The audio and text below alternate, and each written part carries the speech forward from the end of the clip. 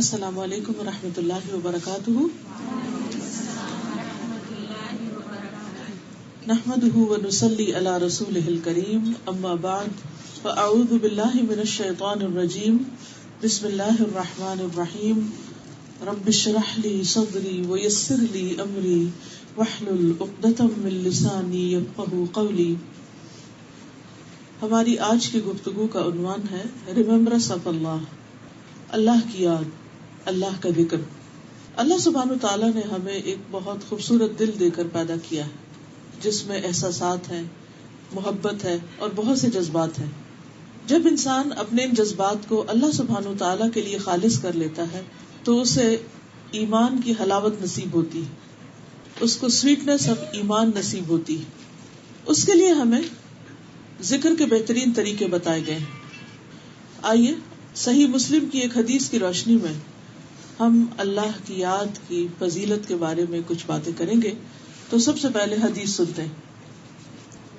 ذهب أهل الدثور بالأجور عن أبي ذر رضي الله عنه أيضا أن ناسا من أصحاب رسول الله صلى الله عليه وسلم قالوا للنبي صلى الله عليه وسلم يا رسول الله ذهب أهل الدثور بالأجور يصلون كما نصلي ويصومون كما نصوم ويتصدقون بفضول أموالهم قال أوليس قد جعل الله لكم ما تصدقون إن لكم بكل تسبيحة صدقة وكل تكبيرة صدقة وكل تحميدة صدقة وكل تهليلة صدقة وأمر بالمعروف صدقة ونهي عن منكر صدقة وفي بضع أحدكم صدقة. قالوا يا رسول الله أيأتي أحدنا شهوته ويكون له فيها أجر؟ قال أرأيتم لو وضعها في حرام أكان عليه وزر؟ فكذلك إذا وضعها في الحلال كان له أجر. ابو ذر رضی اللہ عنہ سے روایت ہے کہ رسول اللہ صلی اللہ علیہ وسلم کے ساتھیوں میں سے کچھ لوگوں نے نبی صلی اللہ علیہ وسلم سے عرض کیا، اے اللہ کے رسول، مالدار لوگ سارا ثواب لے گئے. وہ نماز پڑھتے ہیں جیسا کہ ہم نماز پڑھتے ہیں، وہ ہماری طرح روزہ رکھتے ہیں اور اپنے زائد اموال میں سے صدقہ کرتے ہیں. آپ نے فرمایا، کیا اللہ نے تمہارے لیے وہ چیز نہیں بنائی جس سے تمہیں بھی صدقے کا ثواب ہو؟ ہر تسبیح صدقہ ہے، ہر تکبیر صدقہ ہے، ہر تعریفی کلمہ یعنی حمد و ثنا اللہ تعالیٰ کی الحمدللہ کہنا صدقہ ہے، اور لا الہ الا اللہ کہنا بھی صدقہ ہے، اور نیکی کا حکم کرنا صدقہ ہے، اور برائی سے منع کرنا صدقہ ہے. تمہارے ہر ایک کی شرمگاہ میں صدقہ ہے. صحابہ نے عرض کیا، اے اللہ کے رسول صلی اللہ علیہ وسلم، ہم میں سے کوئی اپنی شہوت پوری کرے تو اس میں بھی اس کے لیے ثواب ہے. فرمایا، کیا تم دیکھتے نہیں اگر وہ اسے حرام جگہ استعمال کرتا تو وہ اس کے لیے گناہ کا باعث ہوتا، اسی طرح اگر وہ اسے حلال جگہ استعمال کرے تو اس پر اس کو ثواب حاصل ہوگا. ایک اور روایت میں آتا ہے، ابو ہریرہ رضی اللہ عنہ کہتے ہیں کہ فقراء صحابہ نبی صلی اللہ علیہ وسلم کی خدمت میں حاضر ہوئے اور کہا کہ امیر لوگ بلند درجات اور ہمیشہ رہنے والی جنت حاصل کر گئے. جس طرح ہم نماز پڑھتے ہیں وہ بھی پڑھتے ہیں، جیسے ہم روزے رکھتے ہیں وہ بھی رکھتے ہیں، لیکن مال و دولت کی وجہ سے انہیں ہم پر فوقیت حاصل ہے کہ اس وجہ سے وہ حج کرتے ہیں، عمرہ کرتے ہیں، جہاد کرتے ہیں، صدقہ دیتے ہیں، اور ہم محتاجی کی وجہ سے ان کاموں کو نہیں کر پاتے. اس پر آپ نے فرمایا، کیا میں تمہیں ایک ایسا عمل نہ بتاؤں کہ اگر تم اس کی پابندی کرو گے تو جو لوگ تم سے آگے بڑھ چکے ہیں تم انہیں پالو گے، یعنی تم بھی اس ریس میں کامیاب ہو جاؤ گے. اور تمہارے مرتبے تک پھر کوئی نہیں پہنچ سکتا، اور تم ان سب میں سے بہتر ہو جاؤ گے سوائے ان کے جو یہی عمل شروع کر دیں. اور وہ کیا ہے؟ ہر نماز کے بعد 33 بار سبحان اللہ، 33 بار الحمدللہ اور 33 بار اللہ اکبر کہنا. یعنی ان کلمات کی پابندی، ان تسبیحات کی پابندی نماز کے بعد انسان کے درجات کی بلندی کا ذریعہ بنتی ہے، اور بہت سے وہ اور عمل نیکی کے جو عام حالات میں انسان نہیں کر سکتا، وہ ان تسبیحات کی پابندی کے ذریعے ان کا اجر حاصل کر لیتا ہے. لیکن اکثر ایسے ہوتا ہے کہ بہت سے لوگ نماز کے بعد فوراً ہی اٹھ جاتے ہیں مصلی سے. دل گھبرانے لگتا ہے اس تسبیح سے. شیطان اس سمپل سے کام کو جس میں 1.5 منٹ سے بھی زیادہ نہیں لگتا، یعنی 33 ٹائم اگر آپ آرام سے بھی سبحان اللہ کہیں تو میکسیمم ٹائم جو آپ کو لگے گا 1 منٹ اور 30 سیکنڈ لگیں گے. لیکن وہ وقت ہمارے لیے شیطان اتنا مشکل بنا دیتا ہے کہ وہ لگتا ہے پہاڑ ہے. لیکن جو لوگ اس کو کرنا چاہیں اللہ تعالیٰ ان کے لیے آسانی بھی کر دیتا ہے، اور اگر اجر سامنے ہو تو پھر کچھ بھی مشکل نہیں. کتنے ہی لوگوں کی خواہش ہوتی ہے کہ ہم حج پہ جائیں، عمرے پہ جائیں، کوئی بڑے بڑے خیراتی ادارے بنائیں، کوئی کام کریں، لیکن وہ نہیں کر پاتے.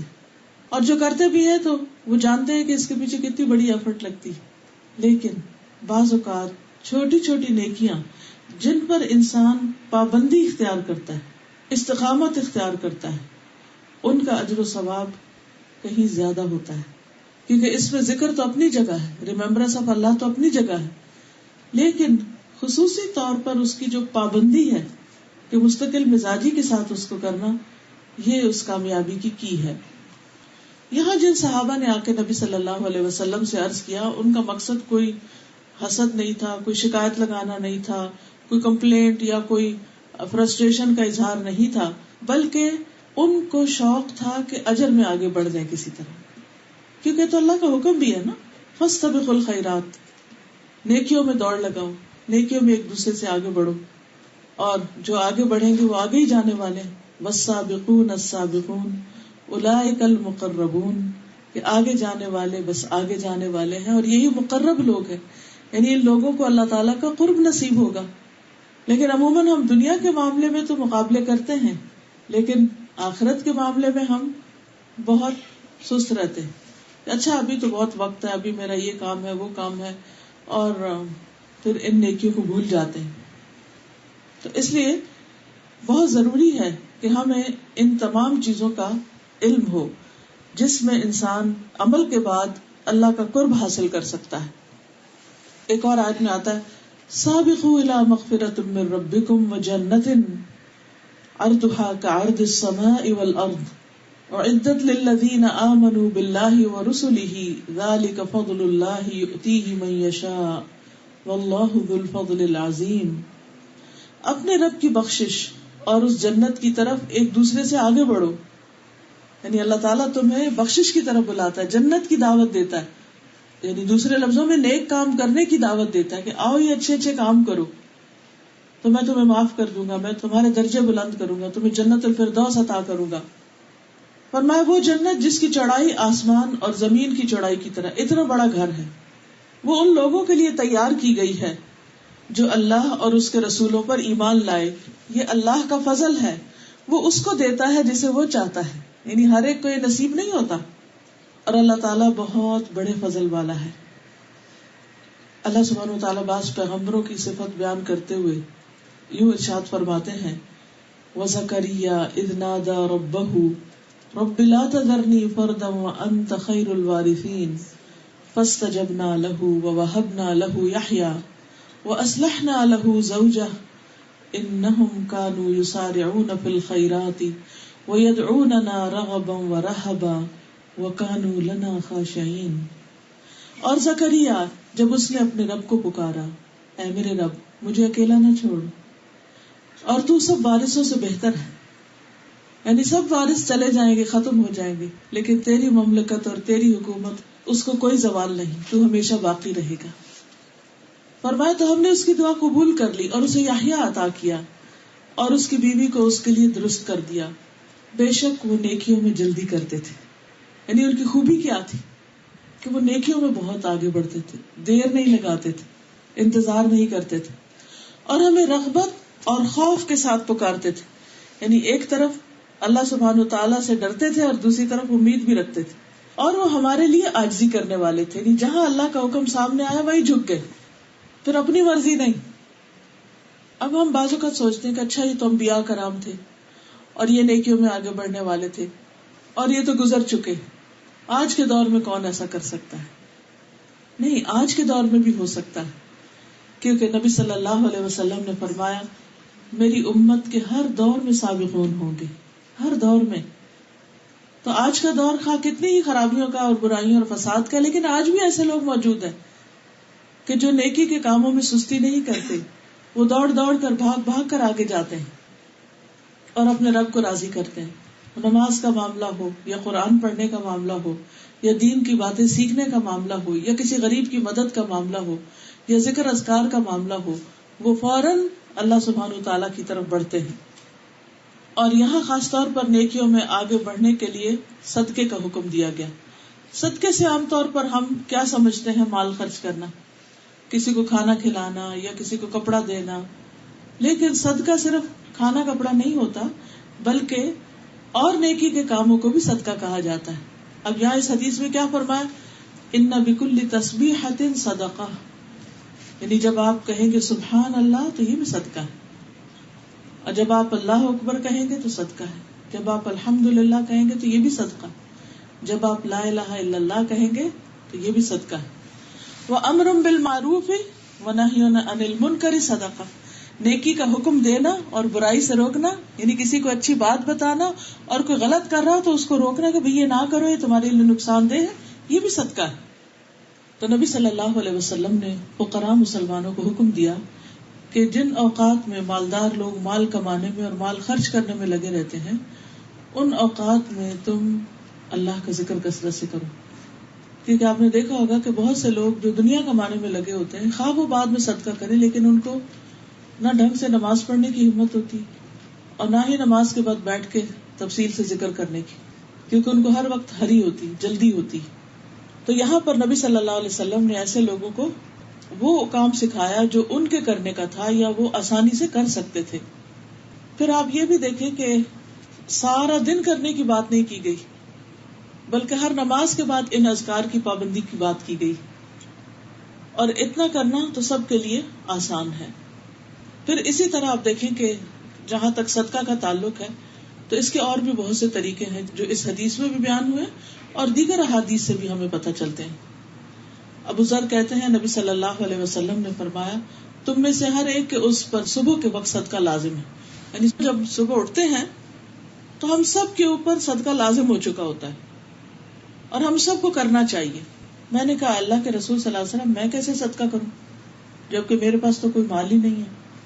آپ نے فرمایا سبحان اللہ، الحمدللہ، لا الہ الا اللہ، استغفر اللہ کہنا صدقے کے دروازے ہیں. امر بالمعروف نہی عن المنکر بھی صدقہ. لوگوں کے راستے سے کانٹا، ہڈی، پتھر یہ سب ہٹا دو، یہ بھی صدقہ. نابینا کو راستہ دکھا دو، گونگے بہرے کو بات سمجھا دو، کسی ضرورت مند کو اس جگہ کی رہنمائی کر دو جہاں سے اس کی ضرورت پوری ہو جائے اور تمہیں اس کا علم ہو تو تم اس کو بتا دو کہ کپڑا فلاں جگہ ملتا ہے، کھانا فلاں جگہ ملتا ہے، گھر فلاں جگہ سے رنٹ کر سکتے ہو. تو صرف رہنمائی کرنا، لوگوں کو بتاتے رہنا، ان کو فیسیلیٹیٹ کرنا، یہ بھی صدقہ. اپنی پنڈلیوں سے دوڑ کر کسی مظلوم اور فریاد رس کی مدد کرو. اپنے ہاتھوں کی طاقت سے کسی کمزور کو بلند کر دو، یعنی نیچے کو کھڑا اس کو اونچا کر دو. جیسے بچے ہوتے ہیں بعض اوقات ان کو کوئی چیز دکھانی ہوتی ہے. یہ سب تمہاری طرف سے اپنی ذات پہ صدقے کے دروازے ہیں، کیونکہ انسان اللہ سبحانہ تعالیٰ کے دیے ہوئے جتنے بھی اس کے پاس وسائل ہیں ان کو جب اللہ کی اطاعت میں، اللہ کی فرما برداری میں، بندوں کی مدد میں استعمال کرتا ہے تو یہ سب وہ اپنی جان کے لیے کرتا ہے، اس کا فائدہ خود اس کو ہوتا ہے. نبی صلی اللہ علیہ وسلم نے فرمایا ہر مسلمان پہ صدقہ واجب ہے. لوگوں نے عرض کیا اللہ کے نبی صلی اللہ علیہ وسلم جس کے پاس مال نہ ہو وہ کیا کرے؟ فرمایا اپنے ہاتھ سے کام کرے، یعنی کچھ کام کرے، خود بھی نفع اٹھائے، خیرات بھی کرے. لوگوں نے کہا اگر یہ بھی نہ ہو سکے، یعنی کوئی بیمار ہے، معذور ہے، نہیں کر سکتا، آپ نے فرمایا حاجت مند مظلوم کی مدد کرے. لوگوں نے کہا اگر اس کی بھی طاقت نہ ہو. فرمایا اچھی باتوں پر عمل کرے, برائیوں سے رکے رہے, یہ بھی اس کے لیے صدقہ ہے. اسی طرح ایک اور روایت میں آتا ہے, ابو ذر کہتے ہیں میں نے کہا اے اللہ کے رسول صلی اللہ علیہ وسلم, کون سی چیز بندے کو آگ سے نجات دلاتی ہے؟ کون سی چیز انسان کو آگ سے بچاتی ہے؟ ہم سب چاہتے ہیں نا کہ جہنم کی آگ سے بچ جائے. آپ نے فرمایا ایک اللہ پر ایمان لانا. میں نے کہا اللہ کے نبی کیا ایمان کے ساتھ عمل بھی ضروری ہے؟ آپ نے فرمایا اللہ نے اسے جو رزق عطا کیا ہے اس میں سے خرچ کرے. میں نے کہا اللہ کے رسول صلی اللہ علیہ وسلم اگر وہ فقیر ہو اور اس کو دینے کی اس کے پاس کوئی چیز نہ ہو. فرمایا پھر وہ نیکی کا حکم دے دے, یعنی مال نہیں دے سکتا تو اچھی بات دے دے اور برائی سے روکے. میں نے کہا اگر وہ اس سے بھی عاجز ہو, یعنی اس کو کوئی جھجک ہے, اس کو علم ہی نہیں, وہ اس کی کوئی سنتا ہی نہیں, اگر وہ اس کی کوئی طاقت نہ رکھتا ہو, فرمایا کسی بے ہنر کو کوئی ہنر سکھا دے, کوئی اسکل سکھا دے, کسی کو آٹا گوندنا سکھا دے, روٹی بنانا سکھا دے, ہانڈی بنانی سکھا دے. چھوٹی چھوٹی چیزیں جو ہر بندے کی ضرورت ہے. کپڑے دھونے سکھا دے, استری کرنا سکھا دے, گھر صفائی کرنا سکھا دے. اسی طرح باقی چیزوں میں کوئی کمپیوٹر پہ کام کرنا سکھا دے, کوئی مشینیں لگانا چلانا سکھا دے. یہ ساری چیزیں جو بندوں کی ضرورت کے مطابق ہے, یہ ہر وقت اس کے اوپر نظر رکھنا اور ایک ہیلپنگ ہینڈ بننا, کہ اس چیز پہ نظر رکھنا کہ میں دوسرے کو کہاں سے کس طرح فائدہ پہنچا سکتا ہوں, تو یہ اس کے لیے صدقہ ہے. میں نے کہا اگر وہ خود بھی بے ہنر ہو, یعنی کچھ لوگ ایسے ہوتے ہیں ان کو کچھ نہیں آتا ہوتا. فرمایا پھر کسی مظلوم کی مدد کرے. میں نے کہا اگر وہ خود ضعیف ہو اور اس میں طاقت نہ ہو. فرمایا تم تو اپنے بھائی میں کوئی خیر و بھلائی چھوڑنا ہی نہیں چاہتے کہ کچھ بھی نہیں, بالکل ہی نکما ہے. فرمایا تو ایسے شخص کو چاہیے کہ کسی کو تکلیف نہ دے, اور کچھ نہیں کر سکتا تو اپنے شر سے دوسروں کو بچائے. میں نے کہا اللہ کے نبی صلی اللہ علیہ وسلم جب کوئی شخص یہ عمل کرے گا تو کیا وہ جنت میں جائے گا؟ آپ نے فرمایا جو مسلمان بھی ان خصلتوں میں سے کسی خصلت پر عمل کرے گا تو وہ خصلت اس کا ہاتھ پکڑے رکھے گی یہاں تک کہ جنت میں داخل کر دے. یعنی بس ہونا یہ چاہیے کہ بندوں پر احسان نہ جتائے, خوشی کے ساتھ آگے بڑھ کر دوسروں کی مدد کرنے والا, دوسروں کے کام کرنے والا. اور یہ حقیقت ہے کہ جو بندہ دنیا میں کسی کے کام آتا ہے اللہ تعالیٰ اس کی کوئی بھی ضرورت پوری کیے بغیر نہیں چھوڑتا, اپنے غیب کے خزانوں سے اس کے لیے مدد کرتا ہے. کیونکہ جب بندہ دوسروں کی مدد میں ہوتا ہے تو اللہ تعالیٰ اس کی مدد میں ہوتا ہے. بس خود غرضی کی زندگی سے نکل آنا چاہیے, صرف اپنی ذات, اپنا گھر, اپنے بچے, اپنا آپ, صرف یہ نہیں سوچنا چاہیے. سب کے لیے دل میں خیر اور بھلائی ہونی چاہیے, سب کے کام آنے کی فکر ہونی چاہیے. پھر اس میں خاص طور پر اس حدیث کے اندر جو اپنی بیوی کے پاس جانے کی بات ہے اور شوہر بیوی کے تعلقات ہیں ان کو بھی صدقہ کہا گیا. تو یہ لوگوں کے لیے بڑی حیران کن بات تھی کہ اتنا دنیا دارانہ کام اور یہ بھی ثواب کا ہے. فرمایا کہ ہاں اگر کوئی حرام میں جائے تو پھر کیا اس کے لیے گناہ نہیں؟ ہاں اگر کوئی حلال میں جائے تو کوئی بھی چیز حلال استعمال کرنا جو ہے وہ ثواب کا باعث ہے. قرآن مجید میں اللہ سبحانہ وتعالی مومنین کے لیے خوشخبری سناتے ہیں. قد افلح المؤمنون الذين هم في صلاتهم خاشعون والذين هم عن اللغو معرضون والذين هم للزكاة فاعلون والذين هم لفروجهم حافظون إلا على أزواجهم أو ما ملكت أيمانهم فإنهم غير ملومين فمن ابتغى وراء ذلك فأولئك هم العادون والذين هم لأماناتهم وعهدهم راعون والذين هم على صلاتهم يحافظون أولئك هم الوارثون الذين يرثون الفردوس هم فيها خالدون. یقیناً کامیاب ہو گئے مومن وہی جو اپنی نماز میں عاجزی کرنے والے ہیں, وہی جو لغو کاموں سے منہ موڑنے والے ہیں, وہی جو زکوٰۃ ادا کرنے والے ہیں, وہی جو اپنی شرمگاہوں کی حفاظت کرنے والے ہیں مگر اپنی بیویوں یا ان عورتوں کے جن کے مالک ان کے دائیں ہاتھ بنے, بلا شبہ وہ ملامت کیے ہوئے نہیں. پھر جو اس کے سوا کچھ اور تلاش کرے تو وہی لوگ حد سے بڑھنے والے ہیں. اور وہی جو اپنی امانتوں کا پاس رکھتے ہیں اور اپنے عہد کا لحاظ رکھتے ہیں, اور وہی جو اپنی نمازوں کی حفاظت کرتے ہیں, یہی لوگ ہیں جو وارث ہیں, جو فردوس کے وارث ہوں گے اور اس میں ہمیشہ رہنے والے ہیں. تو اس میں آپ دیکھیے کہ ایک طرف نماز کا ذکر ہے, کہ اس کے اندر خشوع. دوسری طرف لغو اور فضول باتوں اور فضول کاموں، بیکار چیزوں سے بچنے کی بات کی گئی. پھر پاکیزگی اختیار کرنے کی، زکوٰۃ دینے کی. پھر اپنی شرمگاہوں کی حفاظت. یعنی اگر کوئی جنت میں جانا چاہتا ہے تو اسے حلال طریقے سے اپنی خواہشات پوری کرنی ہوگی اور حرام سے بچنا ہوگا. اور پھر امانت اور عہد کا پاس رکھنا، نمازوں کی حفاظت کرنا. تو یہی لوگ جنت کے وارث ہیں. اور صرف عام جنت نہیں، جنت الفردوس میں جانے والے ہیں. اعلیٰ درجے کے کامیاب لوگ ہیں جن کی یہ ٹریٹس ہے. تو ان آیات سے بھی پتہ چلتا ہے کہ شوہر بیوی کا جو حلال تعلق ہے وہ انسان کی کامیابی کا ذریعہ ہے، کیونکہ کسی بھی طرح حرام کی طرف جانا انسان کے لیے سراسر نقصان دہ ہے. پھر امر بالمعروف اور نہی عن المنکر. نبی صلی اللہ علیہ وسلم کی جو خوبی بیان کی گئی قرآن مجید میں وہ کیا ہے؟ یأمرہم بالمعروف وینہاہم عن المنکر، کہ وہ نیکی کا حکم دیتے ہیں اور برائی سے روکتے ہیں. امت محمدیہ کے فرائض میں سے ہے کیا؟ یأمرون بالمعروف وینہون عن المنکر، کہ وہ نیکی کی دعوت دیتے ہیں اور برائی سے روکتے ہیں. اہل ایمان کی صفت ہے، مردوں اور عورتوں دونوں کی. والمؤمنون والمؤمنات بعضهم اولیاء بعض یأمرون بالمعروف وینہون عن المنکر. مومن مرد اور مومن عورتیں ان کے بعض کے دوست ہیں، نیکی کا حکم دیتے ہیں اور برائی سے منع کرتے ہیں. تو بہرحال یہ اسلام کا ایک بہت ہی اہم حصہ ہے کہ ایک تو انسان اپنی ذاتی زندگی میں اپنی عبادت اور اپنے نیکی کے کاموں کا فکر کرے، لیکن دوسری طرف دوسرے کو بھی بتائے، اچھی باتیں شیئر کرے، اور اگر کہیں بھی کوئی خرابی دیکھے تو آنکھ بند کر کے نہ گزر جائے بلکہ اس کی اصلاح کرے، دوسرے کو بتائے کہ دیکھو یہ غلط بات ہے، یہ نہیں کرو. نبی صلی اللہ علیہ وسلم نے فرمایا اسلام کے 8 حصے. اسلام ایک حصہ، نماز ایک حصہ، زکوٰۃ ایک حصہ، روزہ ایک حصہ، حج بیت اللہ ایک حصہ، امر بالمعروف ایک حصہ، نہی عن المنکر ایک حصہ، جہاد فی سبیل اللہ ایک حصہ. وہ شخص ناکام اور نامراد ہوا جس کے لیے کوئی بھی حصہ نہ ہو، یعنی جس نے کچھ بھی نہ کیا، تو پھر وہ کامیاب کیسے ہو سکتا ہے؟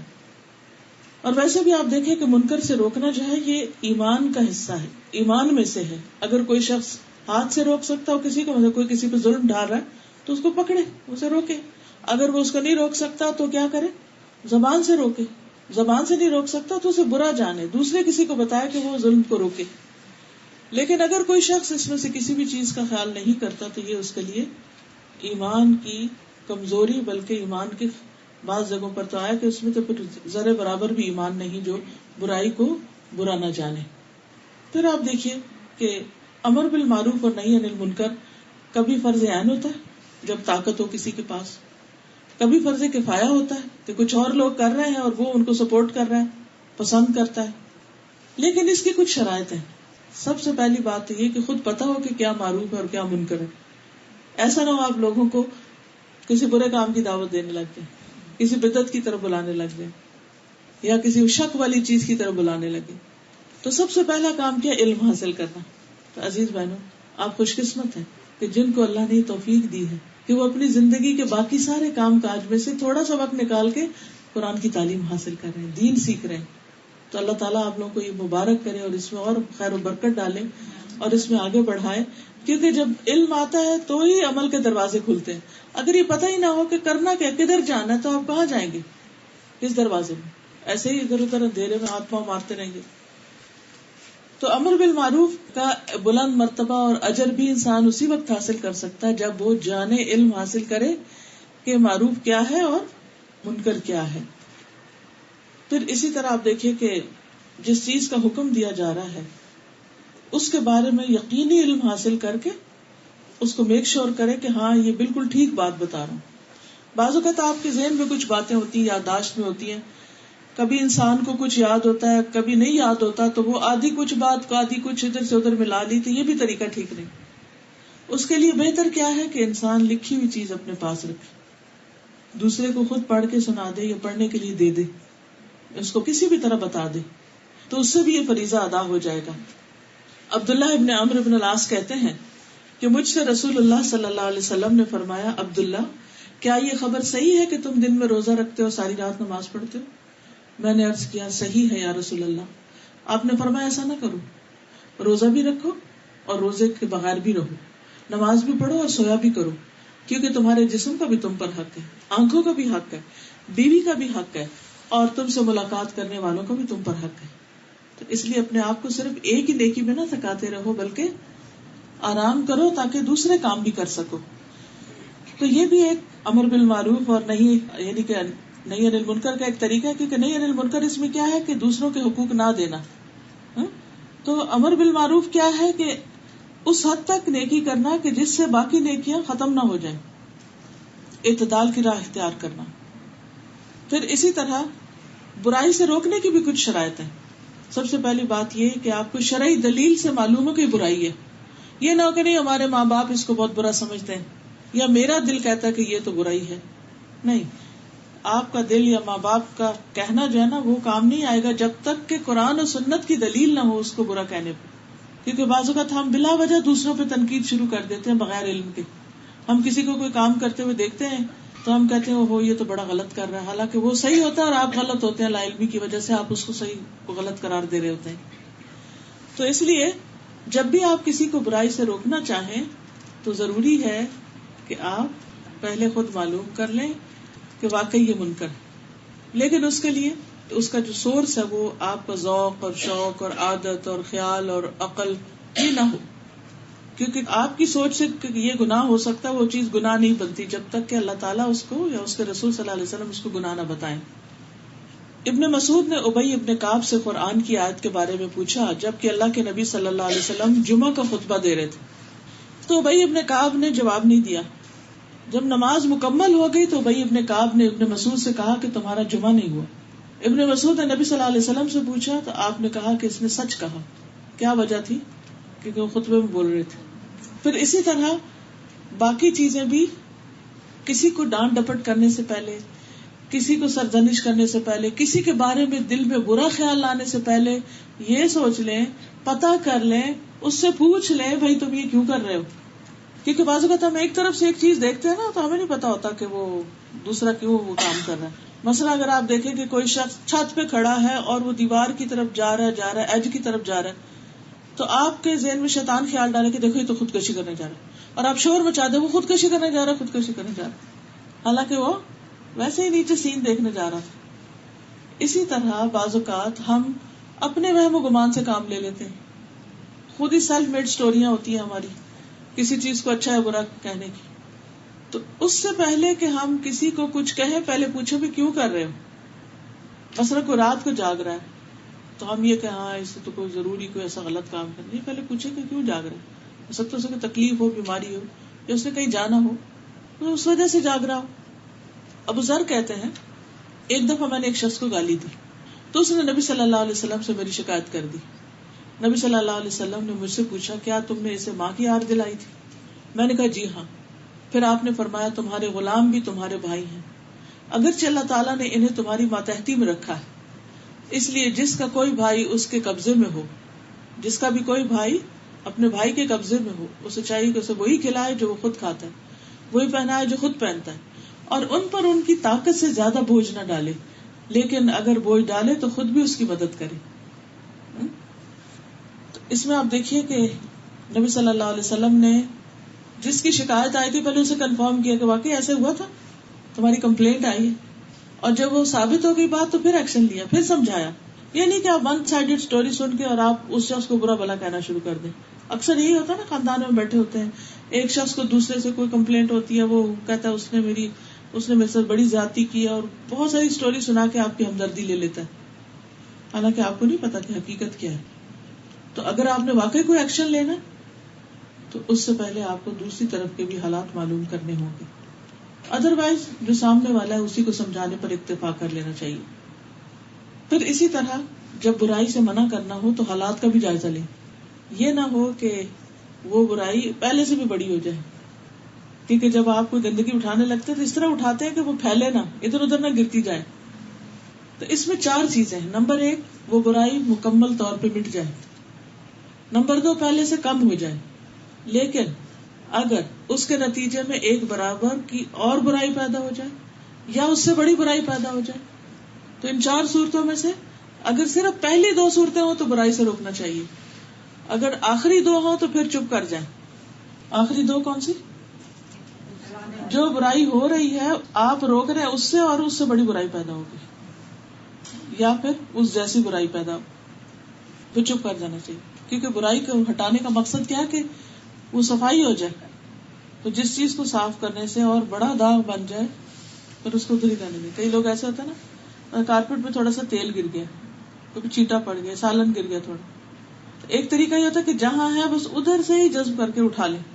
اچھا کچھ لوگ کیا کرتے ہیں، لیتے ہیں کپڑا اور وہ ملنا شروع کر دیتے ہیں اس کے اوپر، وہ داغ اتنا سا جو تھا وہ اتنا بڑا ہو جاتا ہے. تو یہ طریقہ غلط ہے. اگر چھوٹا سے کسی میں خامی تھی، آپ جا کے اس کے کان میں بات کر دیتے کہ دیکھو اس طرح نہیں، اس طرح یہ کر لو، الگ سمجھا دیتے. آپ نے پبلکلی سب کے بیچ میں کھڑے ہو کے ڈانٹ ڈپار شروع کر دی، اس کا نتیجہ کیا ہوگا؟ ایک تو اپنی عزت گنوائی، لوگ اگر ڈر کے آپ سے چپ بھی کر جائیں تو وہ آپ کی عزت نہیں کرتے. دوسرا یہ ہے کہ کوئی آپ کی بات ماننے کو تیار نہیں ہوگا، کیونکہ جو کسی کی عزت ہی نہیں کرتا اس کی بات کیسے مانے گا؟ تو آپ نے تو ایک نصیحت کرتے کرتے 4 اور کام خراب کر کے رکھ دیے. تو ایسے طریقوں سے بھی پرہیز کرنا چاہیے. پھر یہ کہ جس کی بات ہو اسی تک جائے، یہ نہیں کہ مسئلہ کسی کا لے کے کسی اور کے سامنے بیٹھے ہوئے. پھر یہ کہ اکیلے بھی آپ کر سکتے ہیں یہ کام اور مل کے بھی کر سکتے ہیں. قرآن مجید میں آتا ہے وَلْتَكُمْ مِنْكُمْ أُمَّةٌ يَدْعُونَ إِلَى الْخَيْرِ يَأْمُرُونَ بِالْمَعْرُوفِ وَيَنْهَوْنَ عَنِ الْمُنكَرِ، کہ تم میں سے ایک جماعت ہونی چاہیے جو نیکی کی طرف دعوت دے، خیر کی دعوت دے، نیکیوں کا حکم دے اور برائیوں سے روکے. کیونکہ اکیلا آدمی گھبرا جاتا ہے، اکیلے کی بعض اوقات کوئی نہیں سنتا. ایک بندہ بات کرتا ہے تو دوسرا اس کو چپ کرا دیتا ہے، لیکن 2-3 ہوتے ہیں تو ایک چپ کرتا ہے تو دوسرا بول پڑتا ہے، دوسرے کو کراتے تو تیسرا بول پڑتا ہے. اس طرح وہ پلہ بھاری رہتا ہے. بعض اوقات اگر کوئی شخص برائی سے نہیں روکتا تو اس کا نقصان کیا ہوتا ہے کہ سب کی ہلاکت آتی ہے. اس کی مثال ایسے ہی دی گئی ہے کہ جیسے کچھ لوگ اگر کشتی میں سوار ہوں، کچھ نیچے کے حصے میں کچھ اوپر، اور پانی اوپر ہو، جب نیچے والے اوپر سے پانی لینے جائے تو وہ مائنڈ کرے، تو جو نیچے ہو وہ نیچے سمندر کے کنارے پر کشتی کے تختے پر سوراخ شروع کر دے کہ سمندر سے پانی لے لیتے. اب کیا ہوگا؟ تو ساری کشتی ڈوب جائے گی، اور اس میں صرف نیچے والے نہیں اوپر والے بھی ڈوبیں گے.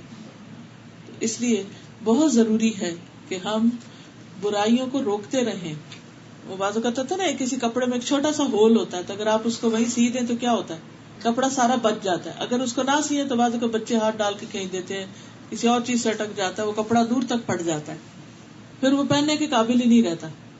پھر اسی طرح یہ ہے کہ بعض اوقات برائی تو نظر آ رہی ہے اور روکنا بھی ہے، لیکن فوراً نہیں، تھوڑا انتظار کر کے.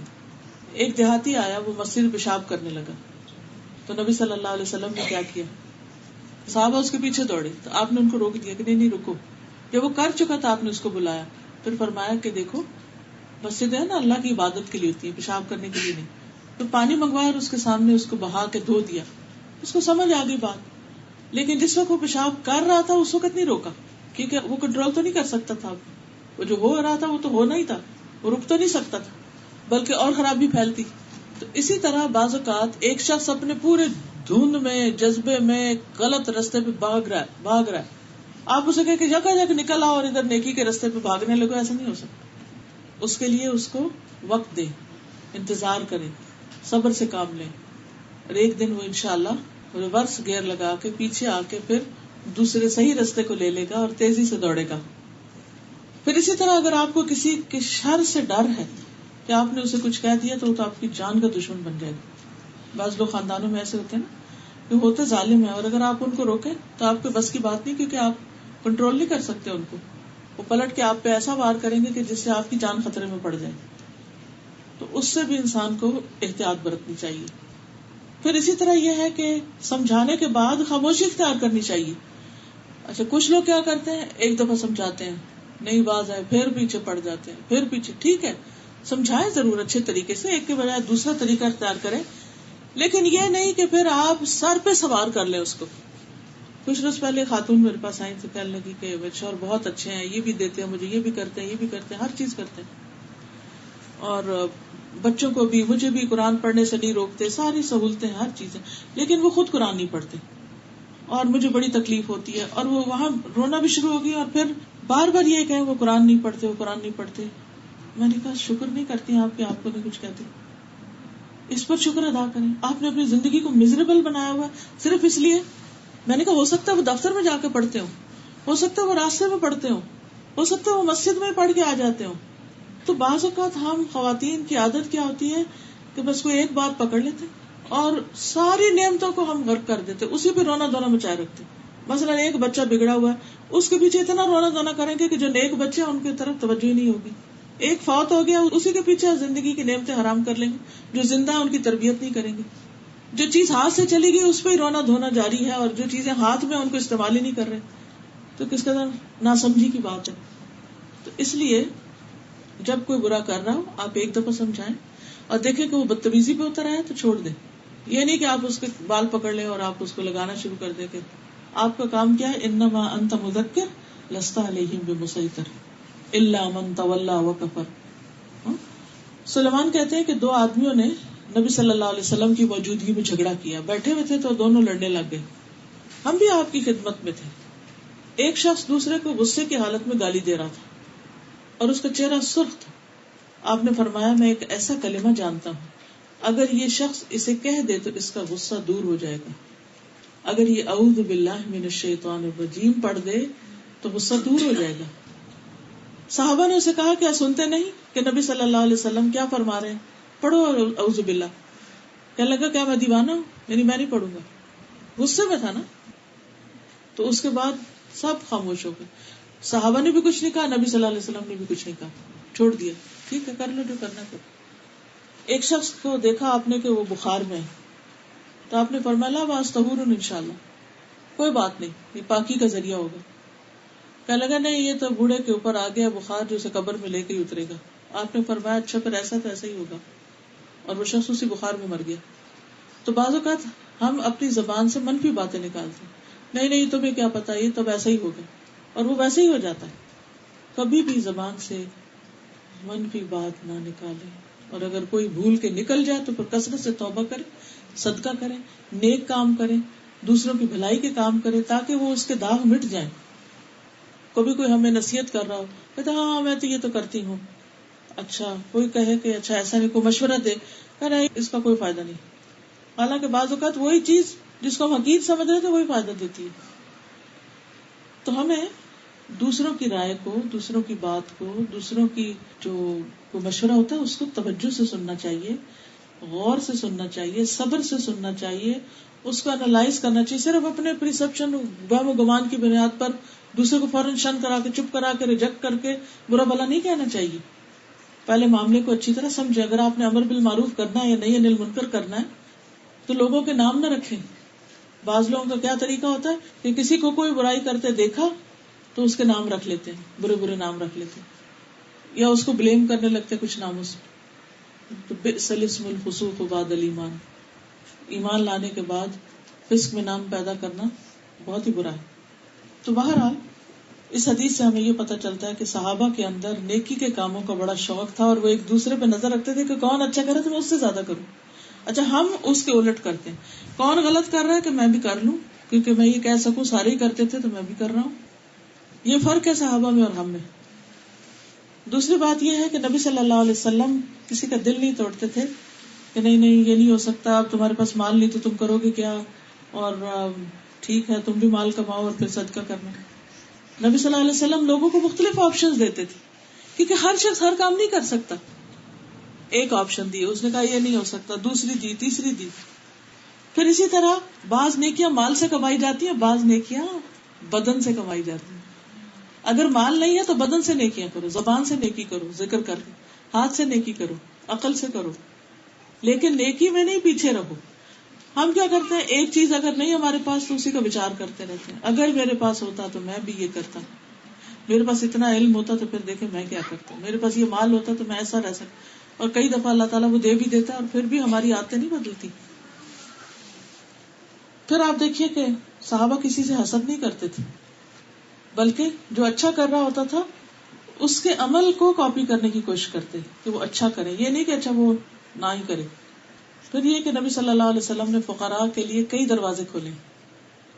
پھر اسی طرح کچھ صدقات واجب ہوتے ہیں اور کچھ صدقات غیر واجب ہوتے ہیں. پھر یہ کہ ہماری جان کا بھی صدقہ ہوتا ہے.